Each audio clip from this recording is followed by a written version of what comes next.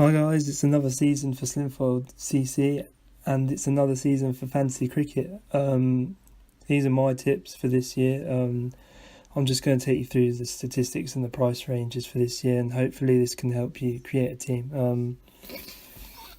We're going to start with the batters, and I'll put on the screen now the statistics. Obviously Akeem's there at the top, and unfortunately he won't be with us this year, so those stats won't help you in picking your team. But the one under it, Sean Overton, just might. At 9 million, which I'll show you the price ranges in a bit, he's 4.5 million per game at the weekend. Seeing that he's a Sunday team captain, he will probably be playing 2 games per weekend. Those numbers are very good. 718 runs last year is a phenomenal I can't get my words out. Phenomenal effort. And you want someone that you can bank on to score runs in your team. Also deserving of a mention, Mushal, who scored over 550 runs, mostly in the first team. He commands a good price, and he's in there as well. Dave Wilding, again, fine wine. Keeps getting better with age, though he'll still tell you that he's around about 21. He keeps getting runs, and he is another banker, someone who can get you a lot of points in this, if you're faithful to him, so to speak. At the bottom we got Dave Kinner, who I want to talk about. For someone who played around about half a season, that's a very good return on the statistics. 276 runs is very good, and is someone who will guarantee you a few runs should he play. So we'll move on to the price ranges, and you look at that price range, and obviously Overton S is 9 million at the top for the reasons I spoke about earlier. Look at Dave Kinner though, 4.5 million for someone who scores 250 plus runs is very, very good. We've also got on there at the bottom, we've got Ben Overton, who is a popular pick despite the amount of games he plays, but when he does play, you can probably guarantee a not out, and you can guarantee a few runs as well. Other mentions go to Andrew Naylor, who's returning this year. He's at 2 million. He can hit the ball a mile if he gets his iron. And also Sean Began, who's managed to keep his price at 4 million despite only playing 3 games last year, and we all know the returns of that. Sorry to bring that up, Sean, but it's just what it is. I think 4 million is very generous, and hopefully you can play a few games this year and make those stats better. Andy Parsons as well made a return last year, and he's at 4 million. He could be a very, very shrewd pick should he play this year. Someone who can, again, do the business for you. Right, so we move on to the bowlers, and again, Akeem's at the top. Getting 60 wickets is a very good return. Imran Shah up the top as well with 55 wickets, and he was near the top as well, the batting, but I'll discuss him when we come to the all-rounders. Mo Hussain is consistent again, but someone who's coming through the ranks, Jack Haynes. He's had a price uppage this year, and I'll show you that in the next slide. But for someone of his young age, the world is his oyster, and you'd be very, very, very brave not to put him in your fantasy team. I also want to look at the kind of guys who go under the radar. I think Chris Stambridge goes under the radar a bit. He's in at 6 million. He can get you runs, but he will get you wickets as well, especially considering that he doesn't bowl as many overs as the rest. Only 92.2 overs bowled last year.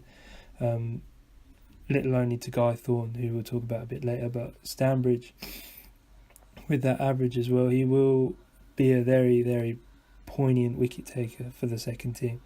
Sam Brooker just underneath him, ever improving as well. He is someone to look out for this year, and someone who again plays 2 games a weekend, and someone who you can definitely make points off of. If we look at the price range, obviously Mo, Jack, and Chris are at the top. Due to their statistics, Richard Harris up there as well, old for me. But Sam Brooker has got a price uppage from 3 million to 4.5, and that is due to the potential he showed last year, and I think he's very deserving of that. Someone else who I feel we should mention as a bowler is Jeff Larter. He's a very popular man around the club. Jeff made a few teams last year.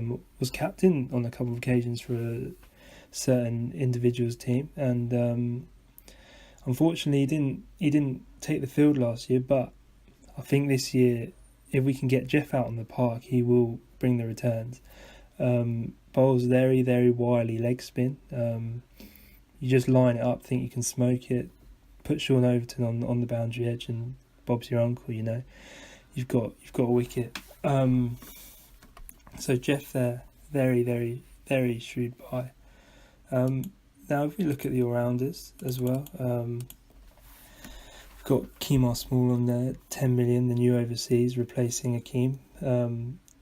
Put 10 million there as a feeler. We're expecting him to do the business, but of course, selected by 0% so far. I think that's a bit of a safety option, just because they're unsure. They might have a look at him for the first few weeks and then look at him. But I think if you want to take a gamble on him, he's definitely worth the 10 million to have a go at, according to Akeem. I don't know if Akeem's just feeding me info because he wants me to lose this year, but Kemar Small, I'd be surprised if he doesn't get snapped up by more punters in this. Imran Shah, again, near the top of the batting and bowling at 9 million, he's a shoo-in. And now, if we go to 3 and 4, we look at Greycorn and Thorne.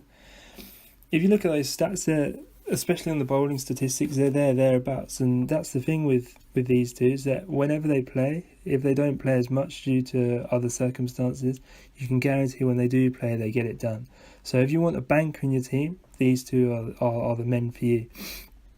They always perform whenever they play, either with bat or ball or in the field. TJ, that's 6.5 million. He's warranted that. He's improved so much over the last season. I think if you have TJ in your team, you know, you again bank for something to happen. He bats, he bowls, he plays 2 games occasionally as well. So very, very good buy. We've had a change as well in status with Tom Philby. He's gone from a bowler to an all-rounder, and that's because he is, lightly put, Slinfold's Freddie Flintoff. Bats, hits it miles, bowls, you know, roughs batsmen up. They don't like facing him. You know, he's aggressive, he's in your face, you know. Philby is back this year after his injury, and I feel like this is going to be the season for him. Martin Haynes back from his African adventure, 5 million. Again, still 33% of people have picked up on that. You know, he's a wily cricketer. He knows what he's doing. Been around the block a few seasons. I think this is about his 107th season with the club. So Martin at 5 million, again, could get him in your team. He could bring in the rewards.